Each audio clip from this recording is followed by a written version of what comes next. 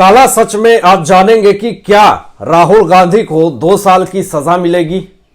क्या क्या नुकसान होने वाला है राहुल गांधी का, उनकी सदस्यता रद्द होगी या नहीं, क्या राहुल गांधी की सांसदी जाएगी और क्या चुनाव लड़ने पे भी रोक लगेगी। नमस्कार, मैं आशीष राठौर आपका स्वागत करता हूं। राहुल गांधी को सूरत कोर्ट ने गुरुवार को मानहानि का दोषी करार देते हुए 2 साल की कैद की सजा सुनाई है। उन पर 50,000 रुपए जुर्माना भी लगाया गया है। हालांकि कोर्ट से उन्हें जमानत भी मिल गई है, लेकिन याद रखें, उन्हें जमानत मिली है, क्लीन चिट नहीं मिला है, माफ नहीं किया गया है उनको, कभी भी जेल भी हो सकती है। अब दोस्तों आपको बताएं यहां पे कि क्या इस मामले में दोषी पाए जाने के बाद Representation of the People's Act 1951 की धारा 8 के तहत राहुल गांधी की संसद सदस्यता खत्म हो जाएगी। राहुल गांधी के पास अब क्या रास्ते बचे हैं, पहले किन नेताओं के साथ ऐसा हो चुका है, आखिर 2019 में ऐसा क्या हुआ था जिसके लिए राहुल को 2 साल की कैद की सजा सुनाई गई है। पहले यह जानने की कोशिश करते हैं। 2019 लोकसभा चुनाव से पहले कर्नाटक के कोलार में एक रैली के दौरान राहुल गांधी ने कहा था, बहुत ही विवादित बयान दे दिया था राहुल गांधी ने। दोस्तों राहुल गांधी ने कहा कि चोरों का सरनेम मोदी है। सभी चोरों का सरनेम मोदी क्यों होता है, चाहे वह ललित मोदी हो या नीरव मोदी हो, चाहे नरेंद्र मोदी हो। इसके बाद सूरत पश्चिम के बीजेपी विधायक पूर्णेश मोदी ने राहुल के खिलाफ मानहानि का केस दर्ज कर दिया। उनका कहना था कि राहुल गांधी ने हमारे पूरे समाज को चोर कहा है और यह हमारे समाज की मानहानि है। इस केस की सुनवाई के दौरान राहुल गांधी 3 बार कोर्ट में पेश हुए थे। आखिरी बार अक्टूबर 2021 की पेशी के दौरान उन्होंने खुद को निर्दोष बताया था। उनके वकील के मुताबिक राहुल ने कहा कि बयान देते वक्त मेरी मंशा गलत नहीं थी, मैंने तो भ्रष्टाचार के खिलाफ आवाज उठाई थी। राहुल जी, आपका अच्छा तरीका है भ्रष्टाचार के खिलाफ आवाज उठाने का। पूरे समुदाय को आप टारगेट करके अपने खुन्नस करते हैं, भ्रष्टाचार के खिलाफ ऐसे कोई आवाज उठाता है क्या? इस तरह से देश के प्रधानमंत्री जी के लिए ऐसे वाक्यों का प्रयोग करता है क्या?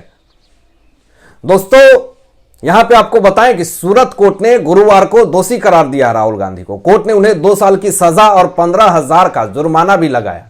इसके कुछ देर बाद उसी कोर्ट ने उन्हें 30 दिन के लिए जमानत भी दे दी। मानहानि के मामले में 2 साल की जेल अधिकतम सजा है, यानी इससे ज्यादा इस मामले में सजा नहीं दी जा सकती है।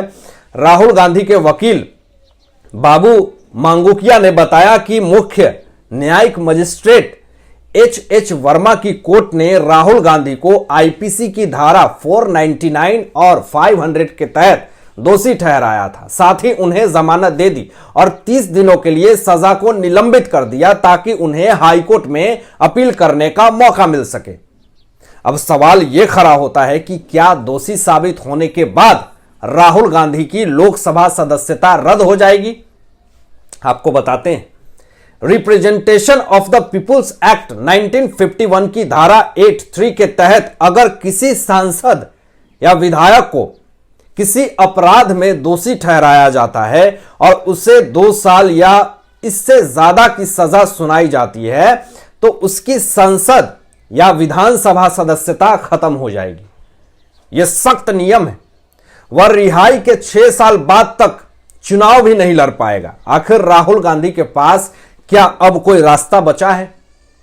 अब राहुल के सिर्फ सजा के खिलाफ अपील दायर करने से ही राहत नहीं मिलेगा, बल्कि सजा याफ्ता सांसद को ट्रायल कोर्ट की तरफ से दोष सिद्धि के खिलाफ appeal court specific stay order दें, यानी सजा पर रोक नहीं बल्कि दोष सिद्धि पर ही रोक लगा दें। तब राहुल की संसद सदस्यता जाने से बच सकती है, और वो तो होने से रहा, वो होने वाला है नहीं। सुप्रीम कोर्ट भी सजा बरकरार रखती है तो राहुल को 2 साल जेल में रहना पड़ सकता है।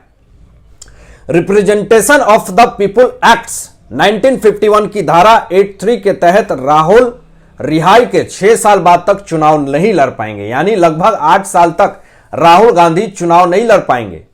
अब दोस्तों आपको कुछ उदाहरण देकर के समझाते हैं और उस उदाहरण से आप साफ समझ जाएंगे कि राहुल गांधी कितनी बड़ी मुसीबत में फंस चुके हैं। चारा घोटाला के मामले में साल 2013 में कोर्ट ने लालू यादव को दोषी ठहराते हुए 5 साल के जेल की सजा सुनाई थी। इसके बाद उनकी सांसदी चली गई थी। साथ ही लालू सजा पूरी करने के 6 साल बाद तक चुनाव नहीं लड़ सके थे। अब राहुल गांधी पर मानहानि के 4 और मुकदमे चल रहे हैं जिन पर फैसला आना बाकी है। वो 4 मुकदमा क्या है जरा ये भी सुन लीजिए।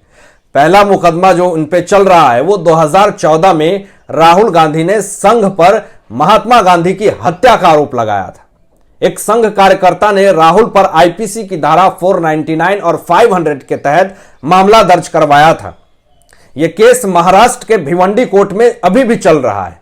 दूसरा दोस्तों मामला है 2016 में राहुल गांधी के खिलाफ असम के गुवाहाटी में धारा 499 और 500 के तहत मानहानि का केस दर्ज किया गया था। शिकायतकर्ता के मुताबिक राहुल गांधी ने कहा था कि 16वीं सदी के असम के वैष्णव मठ बरपेटा 17 में संघ सदस्यों ने उन्हें प्रवेश नहीं करने दिया। इससे संघ की छवि को नुकसान पहुंचा है। यह मामला अभी भी कोर्ट में पेंडिंग है।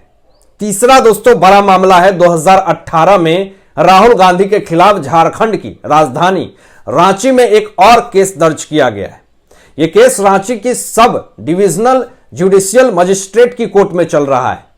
अब राहुल गांधी के खिलाफ आईपीसी की धारा 499 और 500 के तहत 20 करोड़ रुपए मानहानि का केस दर्ज है। इसमें राहुल के उस बयान पर आपत्ति जताई गई है जिसमें उन्होंने मोदी चोर है कहा था। और अंतिम चौथा जो बड़ा मामला है वो 2018 में ही राहुल गांधी पर महाराष्ट्र में और मानहानि का केस दर्ज हुआ। यह मामला मझगांव स्थित शिवरी कोर्ट में चल रहा है। आईपीसी की धारा 499 और 500 के तहत मानहानि का केस दर्ज है। केस संघ के कार्यकर्ता ने दायर किया था। अब राहुल पर आरोप है कि उन्होंने गौरी लंकेश की हत्या को बीजेपी और संघ की विचारधारा से जोड़ा।